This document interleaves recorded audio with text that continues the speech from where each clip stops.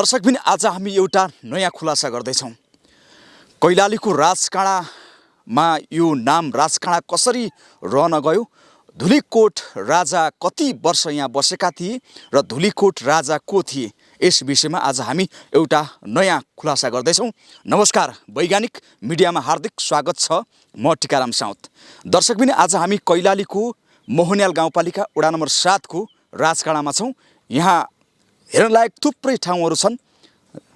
यहाँको विषयमा लामो समयदेखि झन्डै 2 दशकदेखि पत्रकारितामा गरिरहनुभएका, लामो समयदेखि यस क्षेत्रको विकास हुनुपर्छ भनेर कलम चलाइराख्नुभएका लीलाराज साईसँग हामीले विशेष कुराकानी गरेका छौँ। हेर्नुहोस् यो सामग्री। चिसापानीदेखि थोरै यो चुचुरोमा छ अनि पारिपट्टि चाहिँ लुम्बिनी प्रदेशको बर्दिया जिल्ला छ, उत्तरतिर अनि कर्णाली प्रदेशको चाहिँ सुर्खेत जिल्ला छ। नेपालमा विभिन्न कालखण्डमा 2224 राज्य स्थापना हुने क्रममा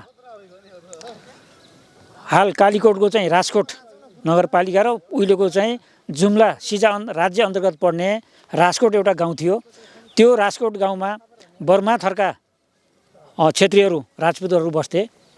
त्यही अन्तर्गत सिजा राज्यका चाहिँ अभय मल्लका मन्त्री र असम राज्यका चाहिँ राजा भएर हाम्रा राजकोटी खलकका सन्तति अग्रज मलय बर्माले 1400 विक्रम सम्वत 1432 मा विशाल सिजा साम्राज्यको चाहिँ नेतृत्व लिइसकेपछि उनले सिजा राज्यको चाहिँ शीतकालीन राज्य चाहिँ सुन्दर दुर्लभ नगरी दुल्लुमा थियो र त्यसपछि उनका 4 छोरामध्ये आफू सँगसँगै उनले छोराहरूलाई पनि राज्य भागबण्डा गरेका थिए।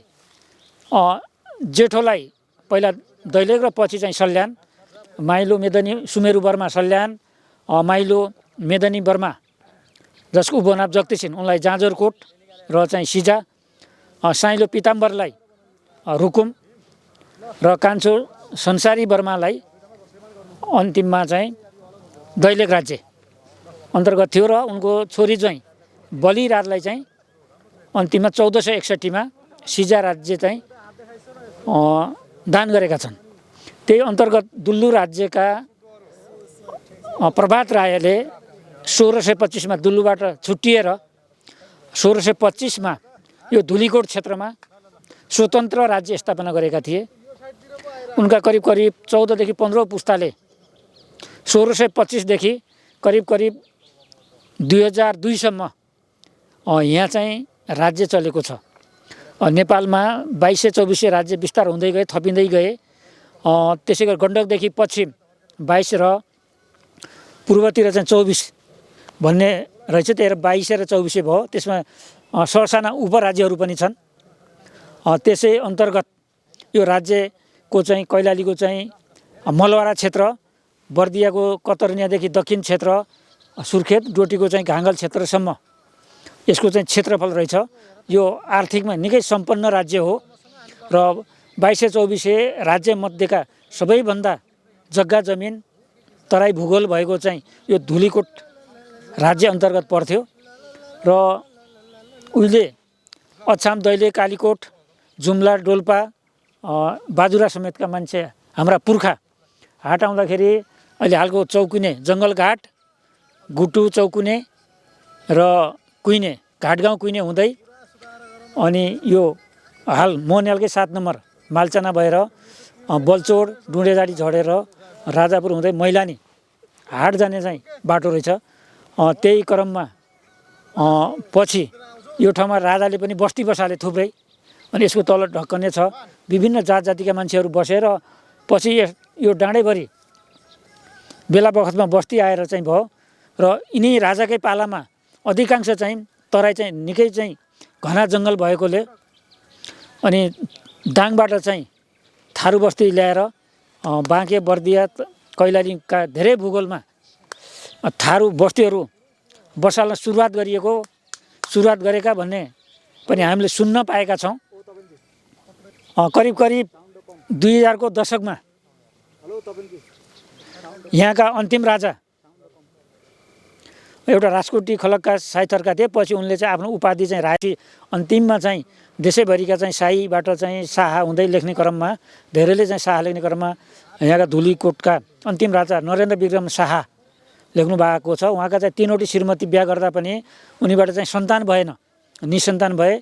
उनकी रानी पदम कुमारीले पछि यो राज्य आफ्ना देवर अन्य भाइ चेलाको भतिजाहरूलाई नदिएर राजा नबनाएर त्यति बेलाका निरङ्कुश राणा शासनका प्रधानमन्त्री उनका माइती चन्द्र शमशेर प्रधानमन्त्री भइरहेको बेला अनि यो बाँके बर्दिया कैलाली र यो राज्य लगायतको चाहिँ नेपाल सरकारलाई हस्ताक्षर गर्नुभयो र आफूले चाहिँ बाँच्ने आधारको लागि वार्षिक 6000 खानकी स्वरूप चाहिँ भत्ता पाउनेमा चाहिँ यो राज्यलाई बुझाएको छ। यो चाहिँ नेपालको पुरातत्व विभागमा सूचीकृत छ र यो जति छ यो धुलीकोटको यो चाहिँ करिब 13-14 रोपनी राजदरबार भएको क्षेत्र, यतातिर अर्को दरबार तबेला, त्यसपछि चाहिँ भगवती मन्दिर, कालिका भगवती मन्दिर, पारिपट्टि चाहिँ भैरवको मन्दिर, माथि डाँडामा चाहिँ जालपा मन्दिर लगायत चाहिँ यो त्यहाँ माथि चाहिँ टुडी खेल, यसको मुख्य चाहिँ चिसापानी चाहिँ सेना उत्पादनको तालिम केन्द्र छाउनी रहेको थियो र यसको चाहिँ हिउँदमा चाहिँ टिकापुरको रानी महल भन्ने क्षेत्रतिर बस्थिन् र टिका सत्यको चाहिँ पदम प्रकाश मन्दिर पनि उहाँहरूले जीर्णोद्धार गरेर पूजाआजा गर्ने भनेको थियो। रानी पदम कुमारीकै पालामा चाहिँ रानी जमारा कुलो उहाँको अगुवाईमा चाहिँ खनिएको थियो, त्यही भएर रानी जमारा नाम रह्यो। सती प्रथा अन्त गरेको कारणले सती प्रथा पनि पदम कुमारी रानीको पहलमा भए हुनाले सती राखिएको हो। यो अहिले आन्तरिक र बाह्य पर्यटन आउने छ र राज्यले पनि सूचीकृत गरेको छ र यसलाई चाहिँ पुरातत्व विभागले पनि उत्खनन गरेर यहाँ चाहिँ दरबार निर्माण बनाएर एउटा सङ्ग्रहालय बनाउनु पर्छ भन्ने लागेको छ। यहाँ मोहनियाल गाउँपालिका, लम्केचुवा नगरपालिका, सुदूरपश्चिम प्रदेश सरकार, नेपाल सरकार, पर्यटन तथा नागरिक उड्डयन मन्त्रालयको पनि यहाँ पहल भइरहेको छ र पछिल्लो समयमा यहाँ चिसापानीदेखि यहाँ झालबाद देवी केबुल कार, सूर्यबहादुर थापा उद्योगपति अथवा पूर्व जिल्ला समन्वय समितिको प्रमुखको चाहिँ अगुवाईमा त्यो निर्माण भइरहेको छ। उहाँहरूले पनि यो ठाउँमा अनि चाहिँ दरबार निर्माण गरिदिएर आन्तरिक र बाह्य पर्यटक भित्रको लागि आउनुपर्छ। यो निकै अहिले चर्चाको विषय छ। बाँके बर्दिया कैलालीबाट दैनिक हजारौँ मान्छे चाहिँ कोही पैदलमा आइरहेका छन् त कोही लम्कीबाट चाहिँ सवारी साधनमा चाहिँ मोटरसाइकलमा, चारपाङ्ग्रे गाडीमा आइरहेका छन्।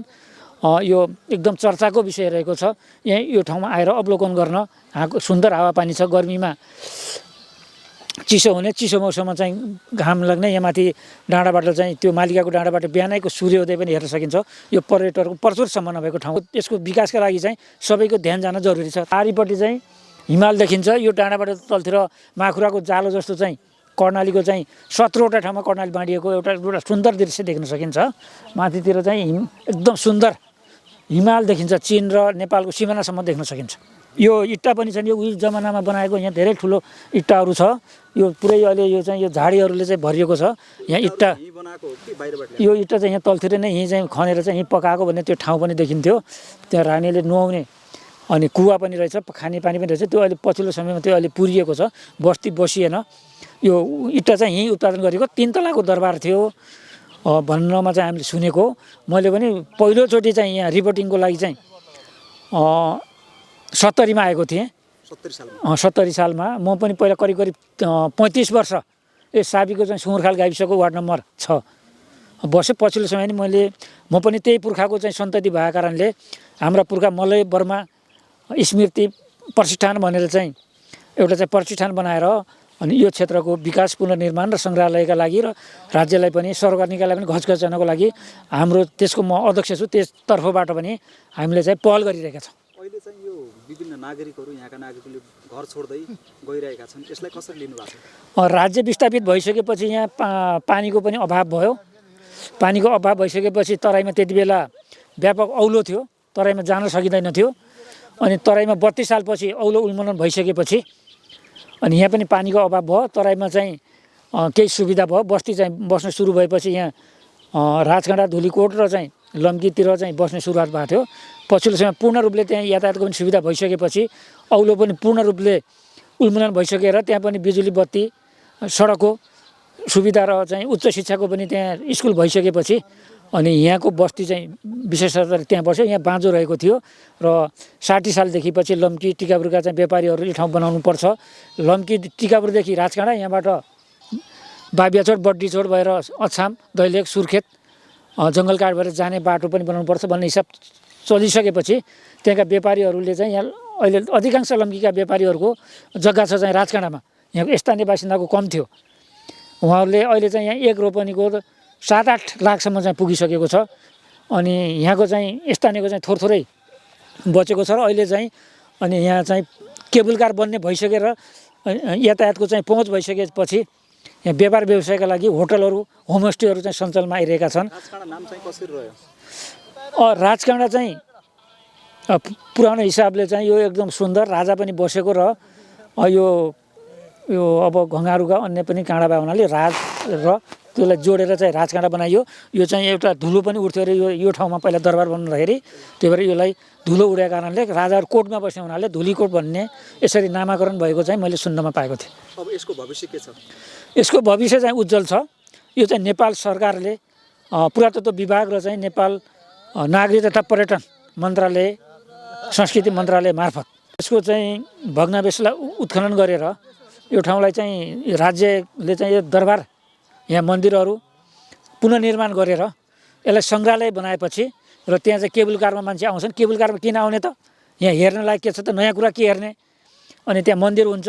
यहाँ ठाउँ ठाउँमा पुराना मन्दिरहरू पनि निर्माण गर्ने र चाहिँ यहाँ यो दरबार निर्माण गरिसकेपछि यहाँ चाहिँ सङ्ग्रहालय बनाएपछि त्यो दरबार हेर्ने र त्यो मन्दिरको चाहिँ दर्शन गर्ने हिसाबले चाहिँ दर्शक चाहिँ दैनिक चाहिँ 1000 देखि 2000 केबल कार बनिसकेपछि 4-5 हजार पनि आउने छ। किनभने नजिक चाहिँ भारत छ, चीन पनि छ, तेकुनिया नजिकै पर्छ, उतातिर गौरीफन्टा पनि नजिकै पर्छ, अनि बनवर्षा पनि नजिकै पर्छ, रूपडिया पनि नजिकै पर्छ।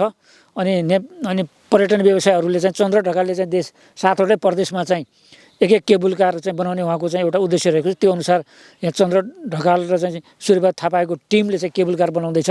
यो केबल कार बनिसकेपछि र यो दरबार निर्माण गरेर सङ्ग्रहालय बनाएपछि उज्जवल भविष्य छ।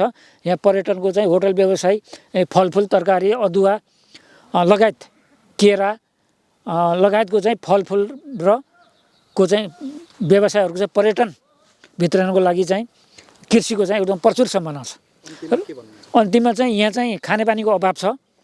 लिफ्ट सिँचाइद्वारा पनि यहाँ सिँचाइ र चाहिँ खानेपानीको लागि तत्काल मोहनियाल गाउँपालिका र प्रदेश सरकारले चाहिँ व्यवस्थापन गर्नुपर्छ र यो बाटोलाई चाहिँ 12 महिना चाहिँ अहिले चाहिँ कच्ची सडक छ।